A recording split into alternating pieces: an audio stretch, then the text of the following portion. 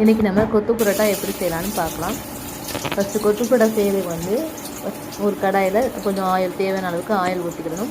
Oil ஊற்றிட்டு எண்ணெய் காஞ்சதுக்கப்புறம் தான் 2 வெங்காயம் போடணும். 2 வெங்காயம் போட்டு அதை நல்லா வதக்கணும். வதங்கி வந்ததுக்கப்புறம் தேவையான அளவு கருவேப்பிலை கொஞ்சம் போட்டுக்கிடணும். கருவேப்பிலை போட்டு அதையும் நல்லா வதக்கிட்டு அதுக்கப்புறம் 2 தக்காளியை பொடியாக நறுக்கி வச்சுக்கிடணும். அந்த பொடியாக நறுக்கி வச்ச தக்காளியும் அதை கூட சேர்த்து அதை நல்லா வதக்கணும். அது நல்லா வதங்கி வரட்டும். வதங்கி வரணுன்னு வதக்கிடணும். வதக்கியதுக்கப்புறம் சிக்கன் 65 மசாலா பொடி இருந்துச்சு அப்படின்னா அந்த சிக்கன் 65 மசாலா பொடி ஒரு 2 ஸ்பூன் சேர்த்துக்கோங்க. உங்களுக்கு காரம் இந்த அளவுக்கு தேவையோ அந்த அளவுக்கு சிக்கன் 65 மசாலா பொடியை சேர்த்துக்கிடலாம். இப்போ அந்த சிக்கன் 65 மசாலா பொடி போட்டதுக்கப்புறம் மிளகு பொடி வந்து அதுவும் காரத்துக்கு ஏற்ற மாதிரி உங்களுக்கு எந்த அளவுக்கு காரம் தேவைன்னு நினைக்கிறீங்களோ அந்தளவுக்கு மிளகு பொடியை சேர்த்துக்கலாம். மிளகு பொடியை சேர்த்து வச்சதுக்கப்புறமா வந்துட்டு பரோட்டா, அதாவது நல்லா பரோட்டா வந்து நல்லா பொடியாக கட் பண்ணி வச்சுக்கணும். நல்லா பிச்சு வச்சுக்கோங்க.